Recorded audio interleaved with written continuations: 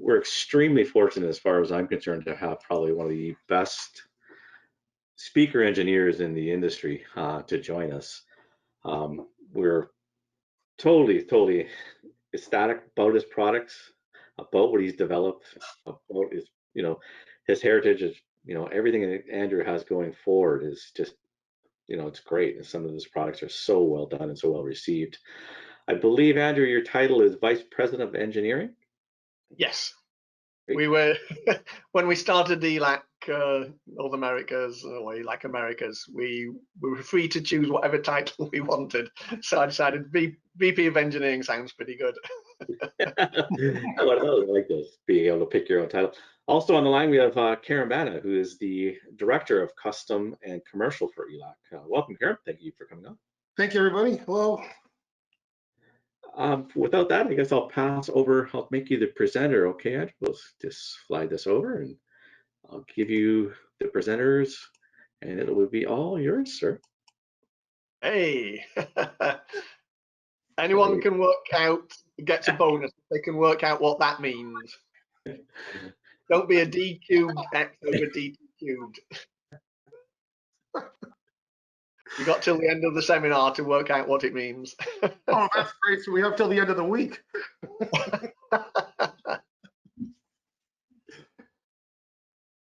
Okay, well, thanks for inviting me to do this. I find these things lots of fun to do anyway, because I like talking about myself and my products. So happy to answer all these questions, and hopefully you get something useful out of it, as long as Karen doesn't interject. Oh, right. See, I got that right in at the beginning. I have to get my digs in at Karen right at the start. Okay, let's, I guess, go through the questions. What was the first one? Someone prompt me. Well, first one I'd like to ask you is, I heard you just received an award.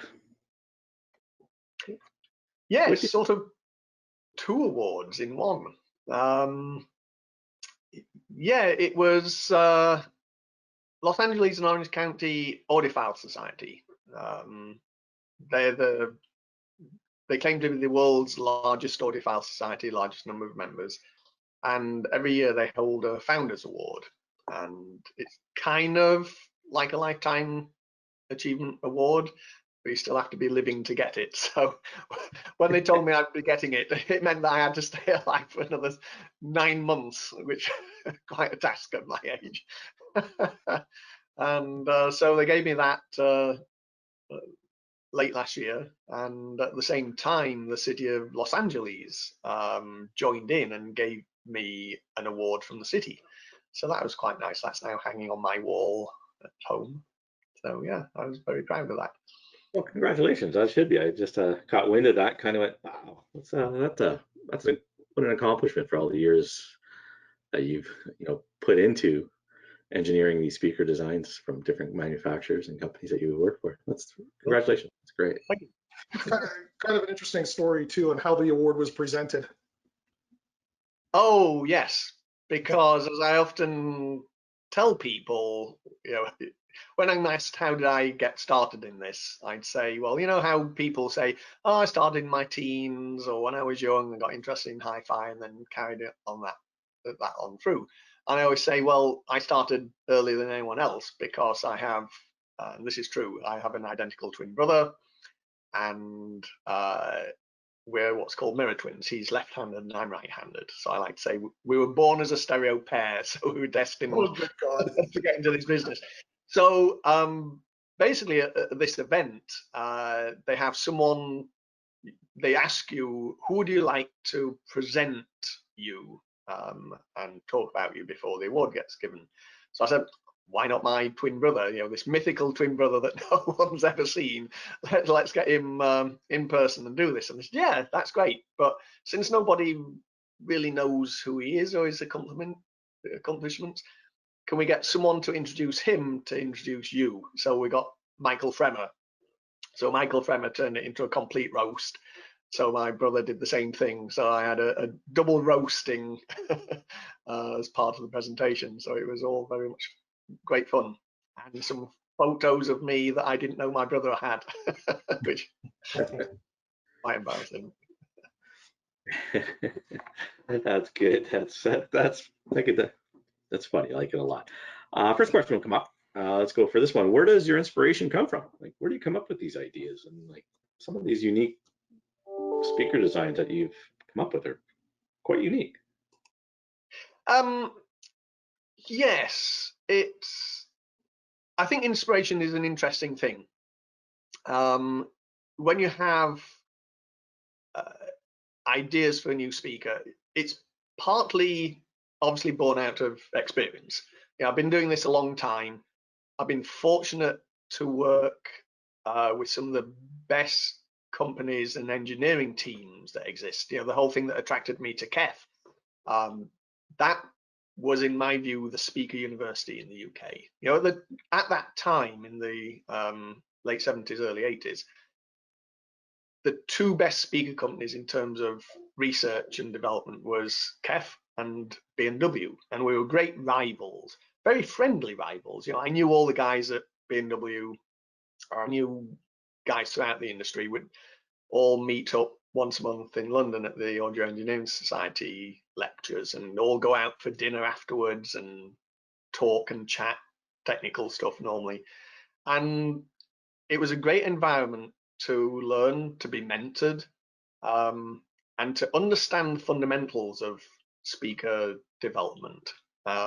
My first role at KEF was not in product development, but it was in research, researching measurement, improving the measurement capabilities of the systems we've got, making them more accurate, understanding where errors come in the measurement. Because if we're going to tie in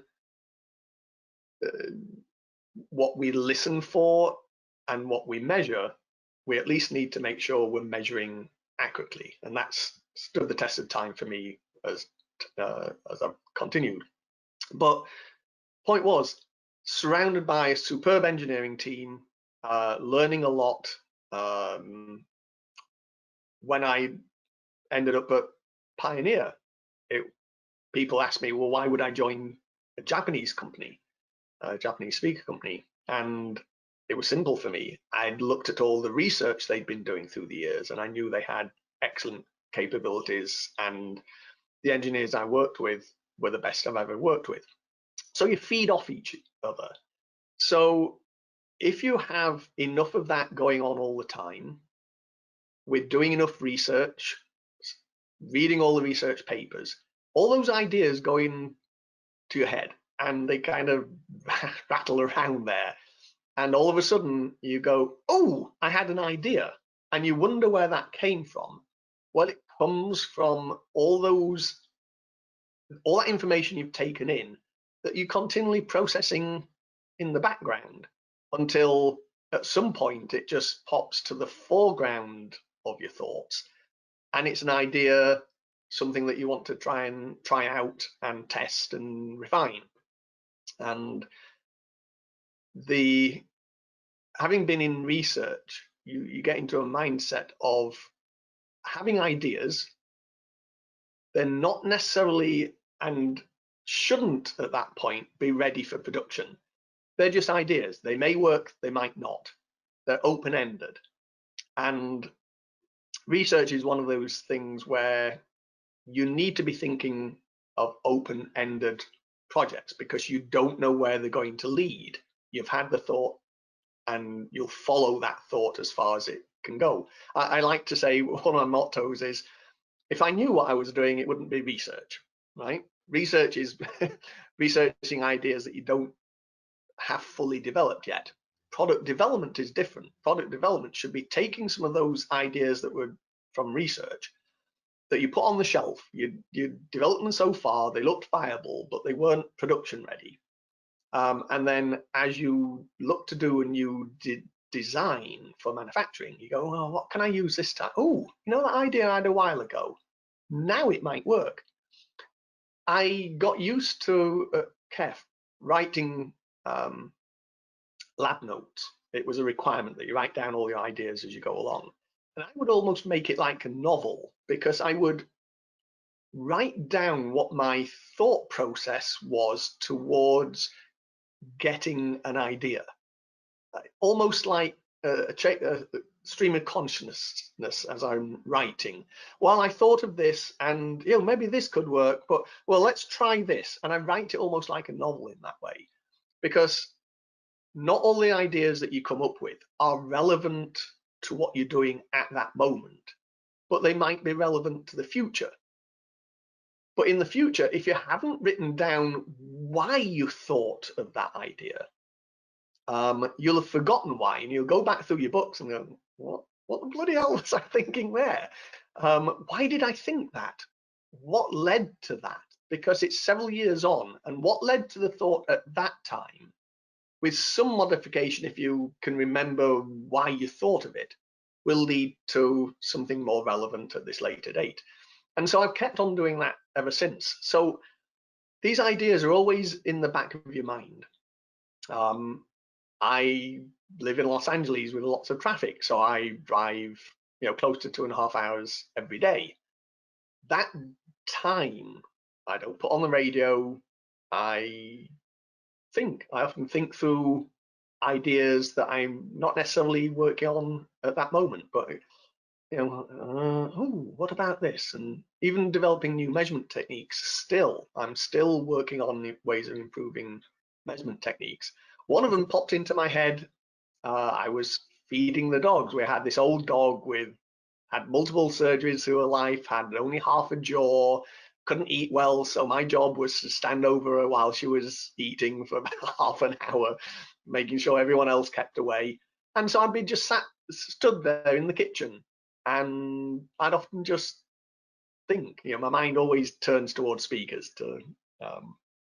My wife's not always happy about that, but suddenly this thought popped into my mind about how I could improve measurement techniques when you're forced to measure in a smallish room. And after that, I went on developing it, and I use it. So they're there in your mind as long as you've got sufficient background of having researched other ideas, read all the research papers, so that you've got knowledge to build on that can then generate those ideas. Interesting. That's a good question. Great answer. Something that popped up as a question that came through, and you had mentioned, you're driving in a car and stuff like that. Some famous hi-fi brands such as Dynaudio, Focal for home have moved into the car side of things. Yes. Do you see Elac doing that? Going into maybe offering another division of car audio like those brands, those hi-fi brands have? Elac Germany has had not complete systems as such that they've developed, but their jet tweeter is in Porsche. So, and also in Burmester, not Burmester. What's that ridiculous Bugatti Veyron. Bugatti Veyron. Yeah. It's in there. But even the Burmester systems in cars use the Elac jet tweeter. Okay. So it's been qualified for car use. It's very difficult to build transducers for car because of just-in-time manufacturing, cost, reliability, all these factors. So they get certified, I think, every 6 months, recertified for their manufacturing for these tweeters, and it's in a number of the models of the cars now. Good question. I have not yet, for Elac, developed a system for a car. I've worked on that while I was at Pioneer. Worked on 3 projects that we were bidding for. One for Cadillac, one for Ford, and one for Toyota, Lexus, and as part of TAD. So I've had experience of developing for the car, but not done anything for Elac. So does that help keep your speaker designs fresh, current, relevant, innovative? Like is that, we always see you're kind of pushing the envelope and thinking outside the box a lot of the times. Yeah, it's interesting because in a way, product development is a very slow process of change. Research, new ideas can put a boost to that and make more of a transition. Working in other areas can put a new spin on what you're doing. You know, my first thought when I was asked to be involved in these car projects is, you know, I said my first job at KEF was research, which involved researching measurement techniques. So I'm pretty confident of, if I design initially by measurement, that it's going to sound pretty good. You know, the last degree of sound tuning is done by ear, but still measuring as I go along. But measurements are important. I understand a lot of the relevant measurements which will make a speaker good or not. For a car, I had no idea. It's such a different environment. And so you can't just stick, because in measuring speakers for home use, we do all the measurements by doing them under free field conditions initially, meaning no reflections, so anechoic. In a car, that is not possible, and you're critically controlled by your environment. You know, you have the advantage that once you've designed for that environment, those speakers only get used ever in that environment. Whereas speakers for home, I have no control of the environment under which the listener is going to use my speakers. So I got to be mindful of that when I'm developing them. So although the car is a difficult environment, it's a consistent environment. But it did mean that since I don't fully know what the exact measurements need to look like, I was going to have to design, at least initially, much more by ear during the early stages than I would during the early stages of designing a home speaker. And that was quite a challenge. You know, it was, how am I going to do this? You know, I'm presented with something new that I've got to try and do and hope I can still use all my experience in this new situation. And it turned out very well, and we got some amazing sounds out of the different cars that we did. So it gave me a new perspective on how to design speakers, and I like those challenges. Just like we're doing, as opposed to an $80,000 speaker, when I started doing a $100 speaker, it's a whole different challenge, and it's not an easier challenge. In some respects, it's a more difficult challenge, but it's those challenges that keep you fresh and keep you interested, coming up with solutions that will meet every objective that you're given. I enjoy that. Interesting. That leads into the next question. Then it goes, without giving any away of your, any of your secrets or any of that kind of stuff. What's your Yeah, because process? who knows who's on the other end of this video? Well, we're recording it, so we want to make sure we can hold it to you. What are your process when you design a speaker at a top level? Like, you don't have to give away your secrets unless you want to, of course. But what processes do you go through? You know, I think it's interesting when you look at speakers that the secrets they contain, in one way, ought to be obvious because it's a voice coil pushing on a piece of paper, plastic, or metal with a surround on it in a chassis in a box. What could be difficult about that? And it's not immediately obvious. Even if you take apart somebody else's speaker to look at, it's not necessarily immediately obvious. What's different about it, or sufficiently different to make it stand out in the marketplace or be particularly, let's say, commercially successful or critically acclaimed? So that when I start developing, you know, if it's a very affordable speaker, you know that it's got to be a relatively rudimentary. It's going to be a two-way speaker with a 5 or 6 inch woofer, and typically a 1-inch soft dome or hard dome tweeter. So you start off with those choices. So at the top level, it's fairly straightforward, and then you start trying to develop the driver, doing all the measurements. And what you're looking for is some combination of what you can get as the performance characteristic of the drive unit in that cabinet, combined with an expectation of what crossover network will optimally blend them together and equalize them to be the right response, all within a certain price constraint. So it's subtleties that matter.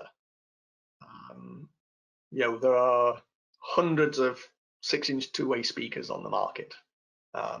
So what differentiates them is the subtle differences between them, how careful you are with controlling their characteristics, balancing the cost between different elements of that speaker, coming up with basically the right compromise. I talk about this a lot, especially when we consider one of the oft-quoted goals of hi-fi is that nice little expression, the closest approach to the original sound. And yet, we're not going to get there, especially for an affordable speaker, let's say. We're going to be far away from that mark. Even if it was possible, which I argue that it's not, you're going to be pretty far away. What you're building is imperfection. And so it's recognizing which imperfections are the ones you're going to try and control and improve, minimize the imperfection, and which are the ones you're going to leave alone because you can't fix them all. It's an affordable speaker. That's where different designers show their biases. We're all biased in what we want to hear, and I have my ideas of what I want to hear when I'm listening to the speaker. It's guided by the measurements I make, but it's not going to be a perfect measurement. It's not a perfect speaker. It's not a perfectly flat measurement. So even if we set the measurement goal of a speaker to be flat response on axis, very smooth, well-controlled response off axis, low distortion, good bandwidth, blah, blah, blah, it's not going to achieve that. And it's where it doesn't that it sets what your biases were in choosing between those different compromises. And so I think often I've been asked, what determines the sound character of speakers from company A or company B? Let's say Kef, Infinity, Pioneer as three of the companies I've been with. I often say, well, it's kind of, unless it's a marketing approach that you have a listening panel and you come to some consensus as to what you want that speaker to be. But if you leave it up to the guy who was in charge of designing it, then it'll be their compromises, and those will carry with you as you go to different companies, and those compromises will change as you go to different price points. And so I feel that speakers I've developed are literally speakers that I've developed for most of my career. It's my choices as to what I want that speaker to be within the parameters defined by what that product range is. Is it a low cost two-way? Is it a higher cost two-way? Is it a three-way? Is it a concentric? Is it something where I can afford beryllium? But within those particular constraints, then the choices are mine, and I determine what that sound character is. And you just hope that enough people like what you do. For the next question that came through, so I'll read it out to you anyways, but it sounds like you're bang on the nose with it. It says, continuing with design, we started off with tweeter and woofers, and then we go to dual concentrics, then back to tweeters, and then we go to coax designs again. The question is, how will Elac deal with this in the future? And what can we expect to see this potential change or not? I think you pretty much touched on that. If you want to just kind of briefly Well, go. so I'm a strong believer in concentric drivers. Yeah, it started back in the days of Kef with UniQ. I was in research at that point, not responsible for product development. But we got this concept of doing a concentric driver. Now, it wasn't novel in the sense that there had been concentric drivers before. And if you look at the tannoy dual concentric, that had been around since the 50s. So some aspects of it were not novel. Some aspects were, but it was the first time that Kef chose to go that route. And it had been informed by research, and I remember a paper by Daniel Queen that was talking about the frontier that we're not addressing well enough with speakers is directivity control. There's always the discussions about what is the relevant measurement you make on a speaker that tells you what it's going to sound like. Is it the on-axis anechoic measurement? Is it a room response that you've made in a semi-anechoic environment? Maybe it's a combination of both. Right? Some combination of on-axis and off-axis, but what combination? And so concentric allowed us to solve some of the problems involved with off-axis response in a way that regular spaced two-way or even spaced three-way systems could not do. And once we started hearing the results of that, I was sold. It had problems, and I've worked half my lifetime trying to solve those problems, but I still believe in that. So whenever I can, whenever I'm given a choice, I will always gravitate towards a concentric style driver. And then it's down to, well, what kind of materials do I have to work with? Are they low-cost materials? Are they exotic materials like beryllium? Is it a dome tweeter? Or is it a soft dome tweeter, a metal dome tweeter? Is it a concentric involving a folded ribbon tweeter? Now that I haven't done yet, although Germany has. And in fact, one of the things that I had realized in one of my decisions to join with Elac was they had lots of similar goals to myself. They'd already produced a concentric folded ribbon speaker. So I knew they believed, at least some of the time, in concentric drivers. That matched myself. But there's a whole host of issues trying to get a folded ribbon tweeter working well in a concentric driver. And at the price points I've mostly been dealing with, that hasn't been appropriate.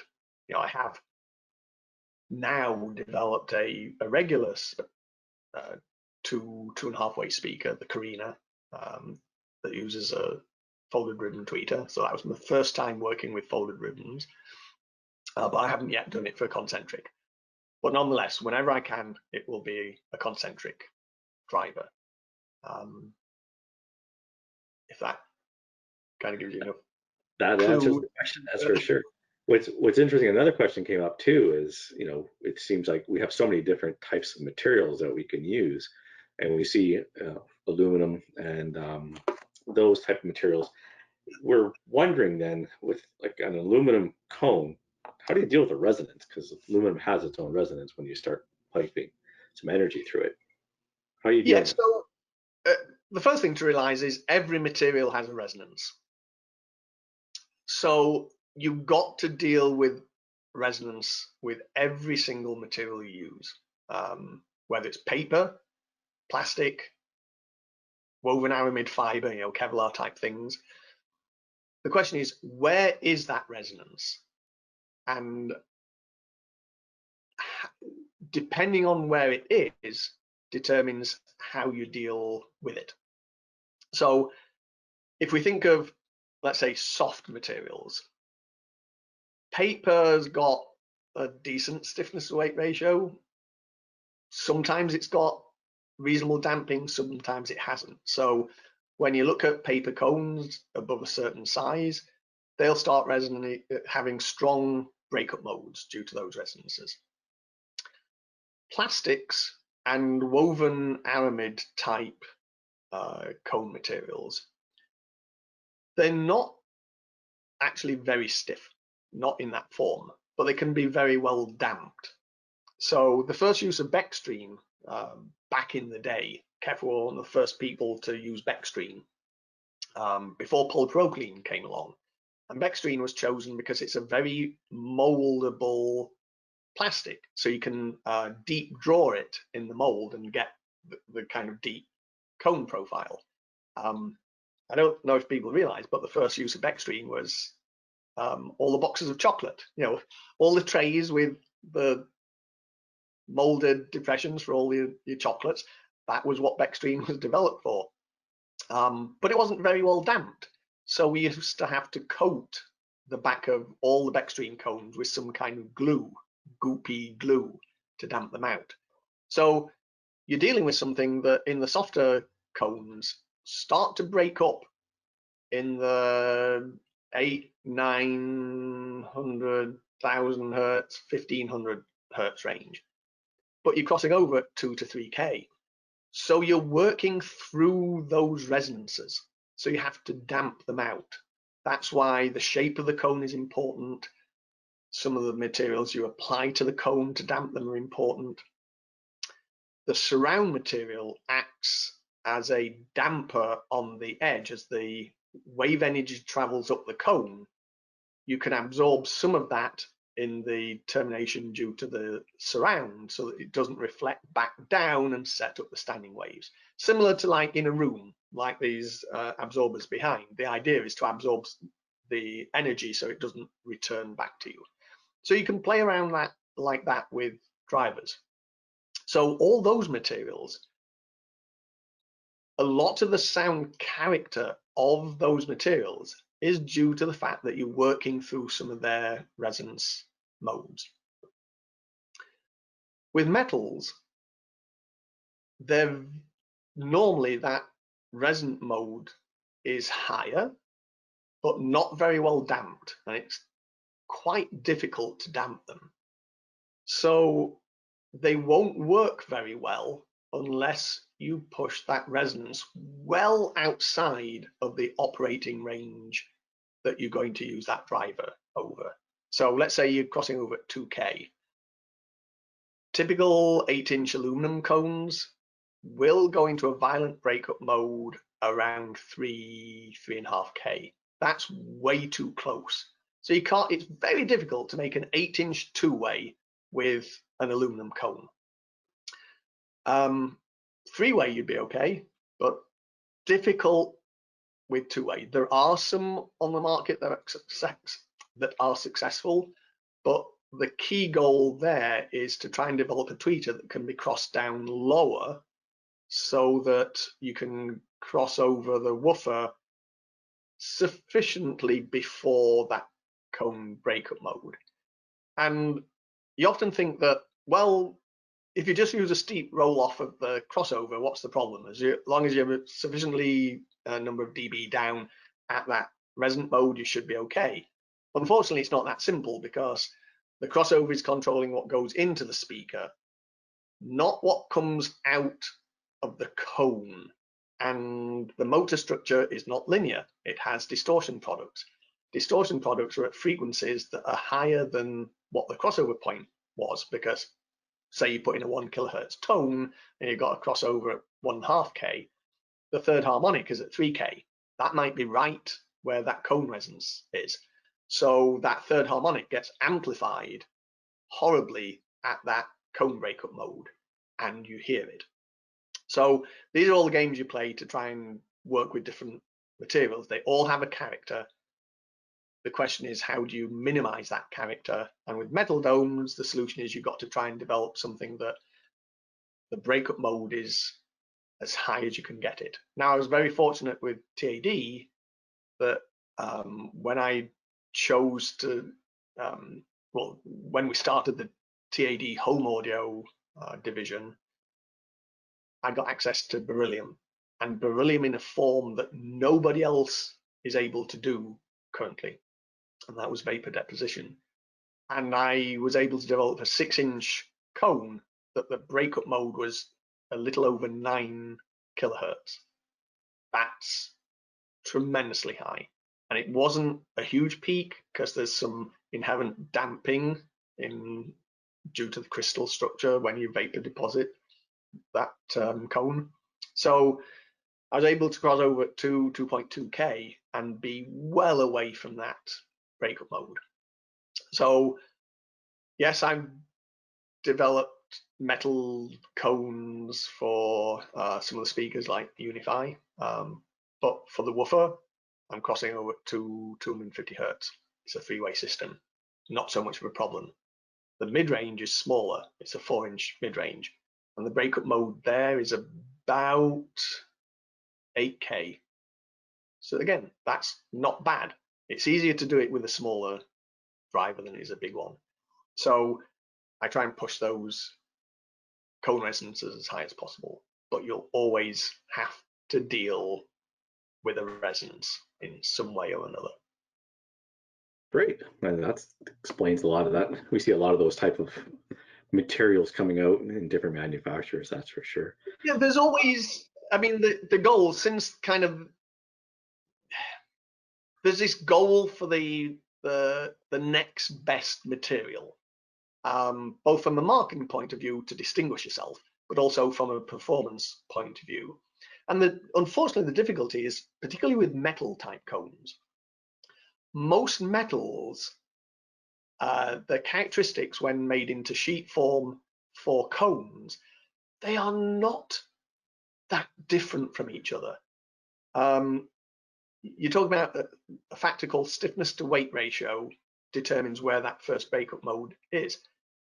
And aluminum, titanium, and magnesium have got very, very similar stiffness to weight ratios, within 10 to 15% of each other. So you're not going to readily get a huge improvement of where you can put that breakup mode. It comes down to how you use material, what kind of shape you use, all these factors, and what size. But choosing between those, it's not necessarily night and day. Beryllium was the one that takes it way, it's 2.5 times better than the competing materials. Diamond, for tweeters. I don't think anyone's done, the biggest diamond diaphragm is a 2-inch mid-range one. You both can't make it bigger and you can't afford one if you did. That puts it past the price range, I'm sure of it. Yeah. Going back to the concentric drivers, I got a question here from the audience. So are we going to see concentric drivers move up the chain, offering, I'm going to guesstimate here, offering more concentric drivers throughout Elac's speaker selection? I can pretty safely say yes without giving away secrets, because that's what I always choose to do. So yes, yeah. Do you think we will see graph pine as a driver material? Graphene. Graphene, okay. Graphene. So this is the new wonder material. So there's already a speaker on the market that has some use of graphene, and that's SEAS. Their magnesium drive unit has a light coating of graphene on the surfaces. One of the things you can do with metals is skin them, either inherently by deep anodizing, so that you've got soft aluminum in the center, in the core of the sheet, and harder anodized aluminum on the surfaces. And that sandwich both stiffens the cone but also gives internal damping. So you can play with surface treatments, and you can surface treat magnesium with graphene. And so that's what SEAS have done. I'm not saying it's the magical solution. I haven't played with it myself, but I look at some of the response curves, and they're not, on first look, that dissimilar to the non-treated one. There are other woven materials that are coming on the market that claim to offer some advantages. Graphene itself has perhaps some theoretical advantages. What you have to be careful of is the researchers that develop these new sheet materials are not acoustics guys. They're not speaker guys. And they think they've developed something new and wonderful that they want to try and get a market for. And they kind of claim, oh, this would make a new great speaker. And then when we speaker guys get the material, go, yeah, not quite as hopeful as we thought it might be. Or the cost of development. One of the new woven materials that's coming on the market, it's been very difficult to really get an idea of how it will work as a speaker, because the cost of the tooling required to press a cone is minimum $6,000 to $10,000, and that's every time you want to play with the material, every time you want to experiment with a new shape of cone to fix an issue that you might have. So unless you can perfectly model in computer-aided design what that characteristic will be, so at least from a predictive and hopefully measured characteristic, you might know what it will do.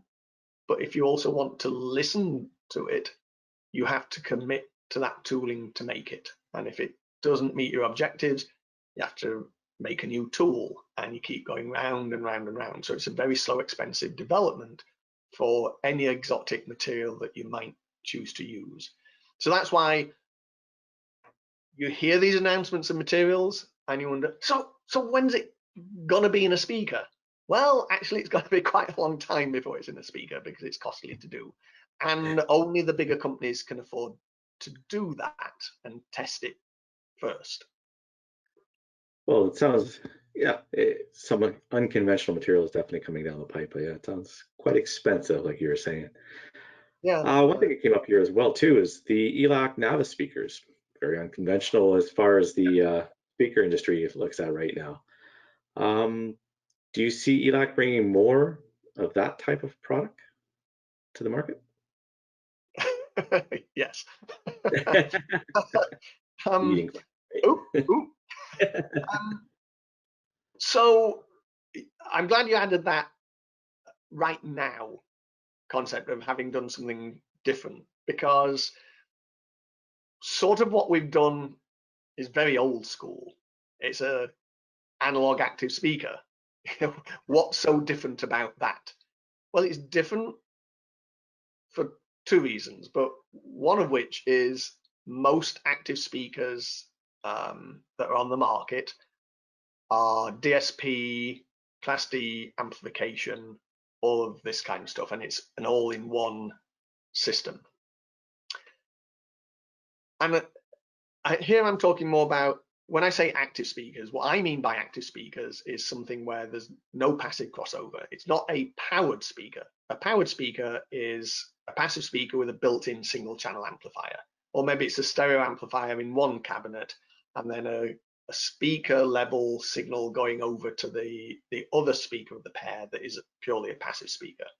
And you can put some EQ in there if you need to, but very often it isn't. It's just a straightforward mono or stereo amplifier built into the back. Active speaker is where you've got a separate amplifier for each drive unit, and you've got an active low level crossover. And active low level implies an analog, but you can also these days obviously use DSP crossovers, which have got certain advantages if you need those advantages. So that's where most development is going these days.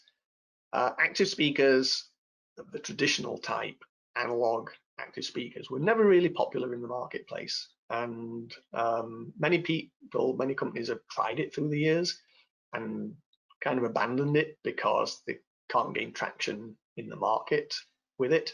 I always point to Meridian as being one of the holdouts that have lasted for 30 years doing active speakers, but it's because it's part of their system and it's marketed and sold to a different end user than a typical audiophile. Audiophiles want to mix and match. They want complete freedom to play with their choice of power amplifiers, their choice of preamps, DACs, turntables, whatever. And so an active speaker goes against the grain of that. And also most audiophiles get to a level of nirvana or as close as they can afford to get there by constantly trading up. So anything that hinders the possibility of trading up is not considered a good choice to buy. And so with an active speaker, since it combines the speaker with the power amplifier, if you want to upgrade from a passive combination to an active speaker, not only have you got to upgrade your speaker, but you've got to upgrade your amplifier. So now you're trading in two things. So it's been difficult. But we all want to attract newer, younger listeners. And these listeners come from a background of computer speakers, plug and play, running everything from computer files. Yes, we've got some of them getting interested in vinyl, but it's only a small still proportion. Most is computer based, and they expect things to just plug in and play. They're not playing around with all the different components particularly. So these newer active DSP controlled speakers are a solution to those people. They are speakers of a much higher sound capability than what these people have been listening to, but they still operate in the same way. They are plug and play. They are capable of receiving music from any source that you might have and hopefully transition seamlessly. You walk in from your car, your phone was providing the music for your car, you walk into the home, you transfer it over to your hi-fi system. You just keep on going, keep on playing wherever you are. The downside of that is that audiophiles are not interested in that speaker because it's limiting, it's self-limiting. The whole system is contained within that speaker, so you can't upgrade. And if a new format comes out and it's not simply a software or firmware update, then you can't play that format. Or if you have to change the hardware in order to cope with a new format. If something breaks, then you've lost your whole system. And the sound that you purchased at that moment is the best it will ever get because there's nothing else to change. We didn't want to go that route to begin with. Because now you're designing something for one market in the hope of capturing only that one market. So the choice we made with the Navis was to go as traditional as we could by making it analog. The amplifiers are a form of Class AB amplifiers, not Class D, in case people think there's still a stigma attached to Class D. That's not necessarily true, but there's still a mindset out there with some people. We have a technology, Bash, for doing quite efficient Class AB, so we thought we'd incorporate that, do analog active crossovers, with a view that if you want to use it in the context of a high-end audiophile system, which includes vinyl, you don't want DSP crossovers because you're digitizing your analog source in the speaker, and that's sort of not acceptable in terms of a high-end analog system. So let's keep it analog. The only choice you've lost is the choice of power amplifier, but you're still free to choose everything else. And as long as in the development of this active speaker, I try and make sure that the electronics we've incorporated into the speaker are as transparent as possible, so that as you upgrade the other components, you can hear the improvements wrought by those upgrades. Then kind of, yeah, that could be acceptable to audiophiles. But now we have to deal with all those other people that we're trying to capture to get into our hobby, and plug and play capability. So that's why we made it all analog, except that we built in a wireless receiver.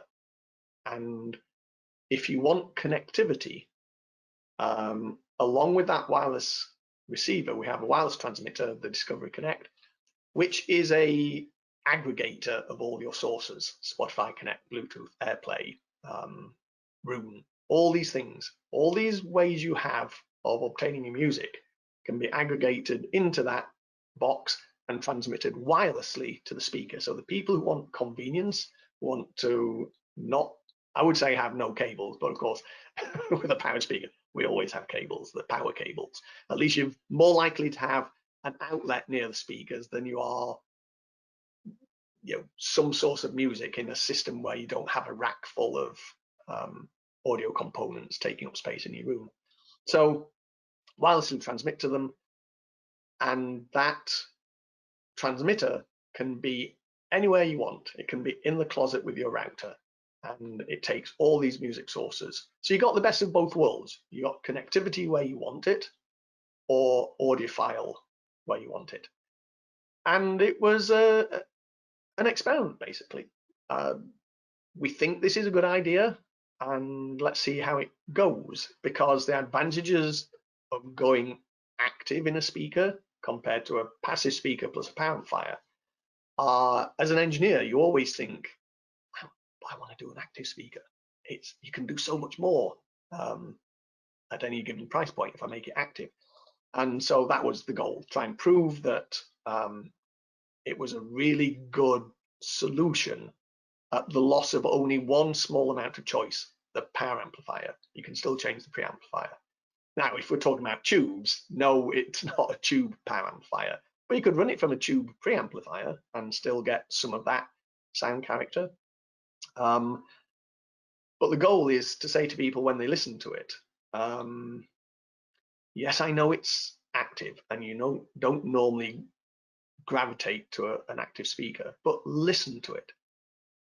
At the price point, does that package that I've given you sound good to you or sound fantastic to you?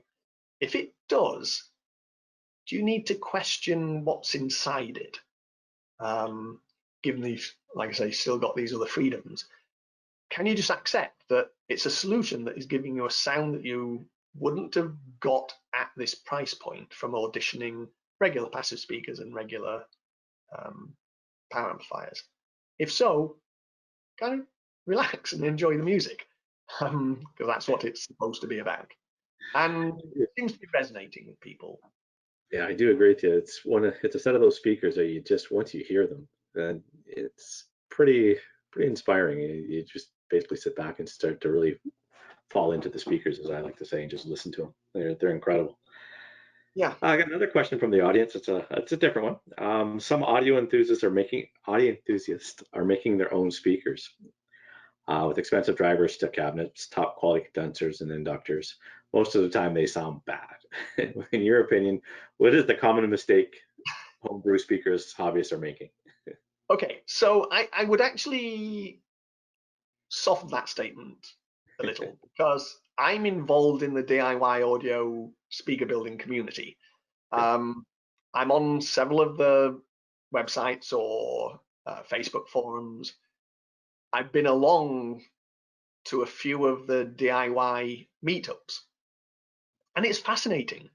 Some guys really know what they're doing, some guys not so much, but they get help from the people who do. It's a real tight-knit community, and I had a blast going on to some of these. And at these meetups, you'll have 30 or 40 different speaker projects that people have turned up with, that they've developed. And you get to listen to every single one in sequence, 5 or 10 minutes on each one throughout 2.5 days. Even judging competitions, and I've been invited to be the judge on one of these sometime this year, presuming we get out of this horrible virus situation. But some of them are so-so, some of them are really good, and they benefit to some degree these days from the fact that measurements are so much cheaper to make these days. The measurement equipment, getting a cheap sort of calibrated microphone and some software allows you to make semi-decent measurements. Now, I would say that I look at the measurements that pretty much everyone makes and go, yeah, that's not really a totally accurate measurement, but it's better than you used to be able to do, and it's a lot quicker and faster than having no measurement capability and literally listening to every capacitor value at this point in the crossover until you get a sound that seems to be right when combined with whatever you did with the tweeter, and whatever choices you made of the components or the drivers themselves. So it can be pretty bad, but nowhere near as bad as it used to be. Some people present crazy ideas that are not necessarily at that point going to sound right, but it's thought-provoking. Some, like one of them that a guy did at a recent event, it was all open baffle drivers, so no box, and these didn't even have wooden baffles. Basically, he hung all the drivers on a piece of string and let them drift in the wind, and it was fascinating. So, as I say, I love going to these events. From a cost point of view, obviously, with most of the stuff I do, I can, let's say I can produce a better speaker at any price point than the DIYer is able to do, except from cabinet construction point of view, right? Because a lot of speaker manufacturers don't design or build their own drivers. They mix and match the best of what they consider from purchasing from FIFA and SEAS and ScanSpeak and all these other dedicated driver manufacturers. And then they're putting them in a cabinet, designing crossovers. So they've mixed and matched what they think will give them the sound that they're after. I've been fortunate that I have the experience and the capability of designing all my drivers. I'll design the magnet system, I'll say how many turns of what gauge of wire on the voice coil and what profile for the cone and what material, all these kind of things, and then build prototypes and experiment till they work. So I can get a cost benefit by doing that. I'm also manufacturing at scale, so I can always get a cost benefit on all my drivers. But as a speaker manufacturer, especially as you go up in price point, one of the single most expensive parts of a speaker is the cabinet. Not quite the ratio that it used to be, because we never used to source cabinets from Asia. Now we can. And in fact, a lot of the popularity of curved-sided cabinets was once we worked out how to do that affordably in Asia, we could all start using curved cabinets, whereas building them locally in the old days just cost prohibitive. So if the cabinet is the single most expensive part of the speaker, that's where DIY comes in, because if you know how to do woodwork, you can build your own cabinets. In fact, back in the day at KEF in the 60s, the KEF kits, KEF would design a baffle with a certain combination of drivers on, and a crossover screwed on the back of the baffle, and this was the KEF Kit 1, KEF Kit 2, KEF Kit 3. You bought that at a considerable price advantage over a fully built speaker, and you built the cabinet. You were told the dimensions, and then you went and built the speaker, screwed the baffle onto the front. You've now got a fully working, verified performance speaker. So these DIY guys, some of them are such incredible woodworkers. I look at the stuff they're doing, like, whoa, you're kind of drooling over what they've accomplished. So it's an interesting combination, and I like to help out where I can with advice and stuff. Sounds good. Got a couple more questions before we wrap it up. We're going past the hour, but it's been fun. It's been interesting, that's for sure. Question that's come up is, with Elac moving into the CI product line, they've been in there a fair bit. How much input do you have on the new Elac CI products coming up? Same role as I always have. What we do for the driver development, crossover development, sound tuning is down to me. What we choose to develop is jointly between all of us, between engineering and marketing and sales. What product do we need? Because if you just leave it to the engineer to develop something, they'll never finish, right? And we want to explore and go exotic and try all these different things. The key to a successful company is knowing what products to develop. So this is separate from the research side of things. What products do you want to develop? What does the marketplace need? Engineers don't always know what the market needs, but once we do understand that, we can come up with solutions to best meet those needs. And so our group looks at any market, and so with the CI market, what's needed out there, what price points, and the job of engineering involving myself is to engineer something to meet those needs. But in doing so, sometimes I'll know, I try and get involved with calls from coming in, customer calls.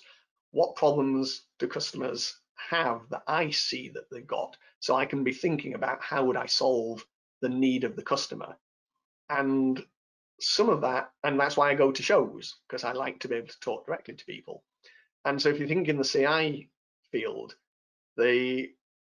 one of the developments that we came up with for the in-wall subwoofer, the one that examines the wall to tell you how much volume you've got so that it always performs the same no matter what wall you put it in, that came out of those questions of hearing people talk about in-wall subwoofers and, oh God, we never know what we're going to do because the volume of the wall is not defined, and if we try and build a box, it's very expensive because you've got to rip out the whole wall. Retrofit, we have no choice. We have to work with what's behind there. And so I kind of, back to flash of inspiration things, I had this flash of inspiration that the process I go through during every speaker I develop in terms of low frequency response could allow me to let the speaker interrogate and tell me what volume it is seeing that it's loaded into, and therefore I can automatically correct for that. So that was an interesting process, taking research and development and smushing them together to solve the need of the marketplace. It was a really cool idea that I'm quite proud of. Yeah, I do like the sound of them, that's for sure. I've had the opportunity to play with them and really enjoy the sound of those speakers, that's for sure. Hmm. Another question that's come up a bit is the debut reference 6-inch bookshelf obviously uses the 6-inch driver, but the floor standing towers use 5 1/4. Why the difference? So partly bulk, size. You have to look at, obviously, a 6-inch driver is always going to give you more output than a 5-inch driver, but only modestly so.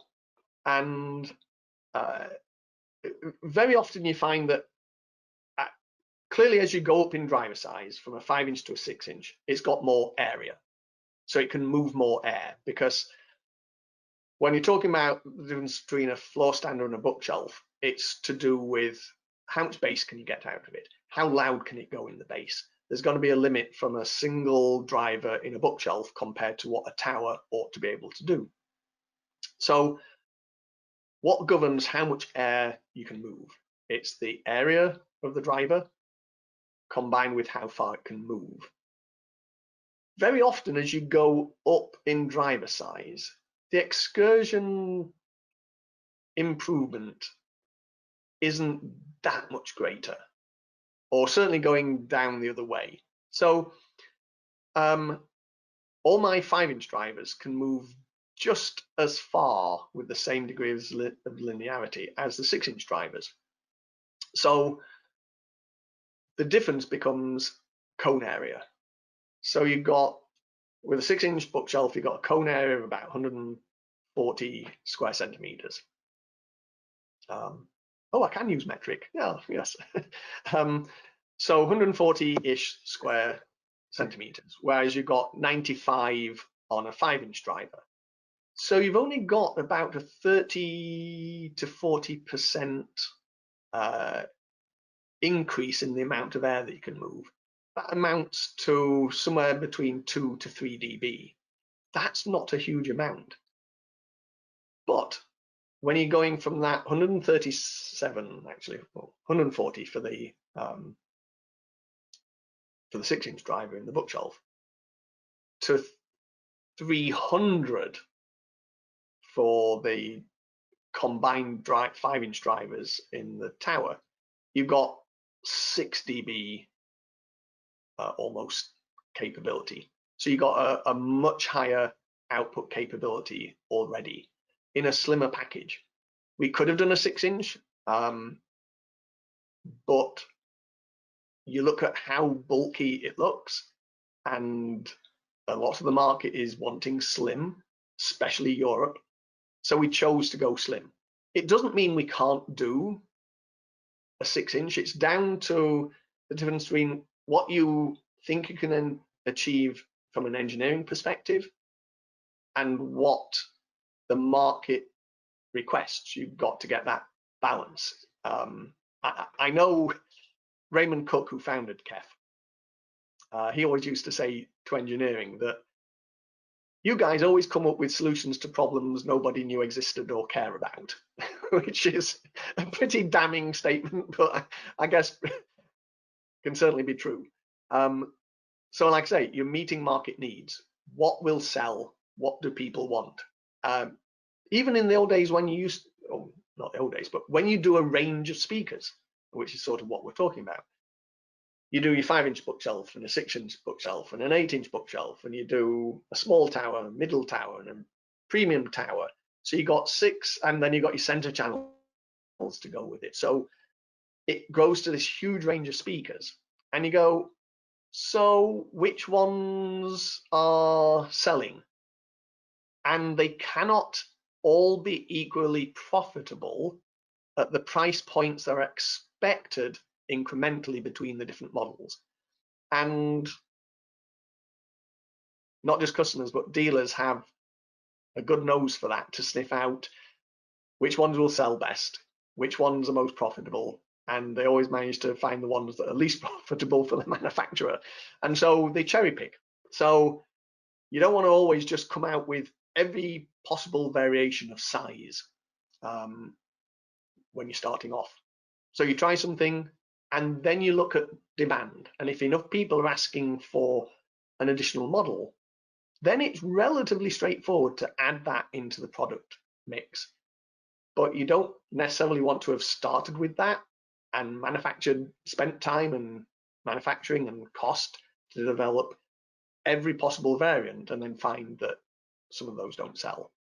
So, quick answer, anything is possible if there's demand for it.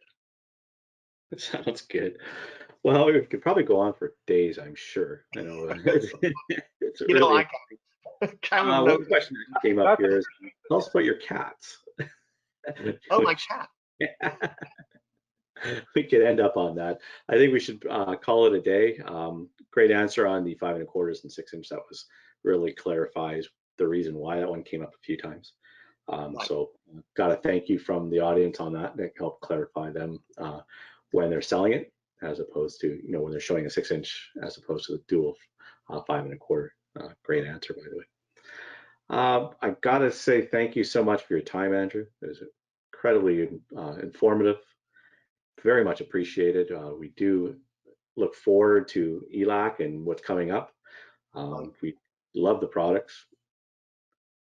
And Karam, you still with us here, sir? Just you got anything you'd like to add? No, he's fallen asleep. He's heard all this before. Well, thanks for waking me up. I appreciate that. No, thanks everybody, especially all the team at Trends. We love working with you guys as always. It's always a pleasure. I enjoy these sort of things. Andrew, thanks for giving us the short version. Really appreciate the short answers. The depth. No, it's good. You like your background? I think everybody knows how to get a hold of us if there's any questions. Yeah. And I do like the background as well. It looks good. Right. Just wanted to say thanks again, and thanks to everybody for attending. We really appreciate your time. I know we went a little bit over, that's for sure, but we enjoyed it here. Enjoy the knowledge, enjoy to see what goes in behind Elac and the speakers, and reason why we're supporting them as much as we are. Yeah, and thank you for inviting me. Anytime you want to do more of these, I'm more than happy. Well, we'll take you up on that one then. Again, thanks everybody for attending, and we shall talk to everyone soon. Yeah. Thank you very much. Thank you, and stay safe. Cheers, everyone. Yeah, stay safe. Bye-bye.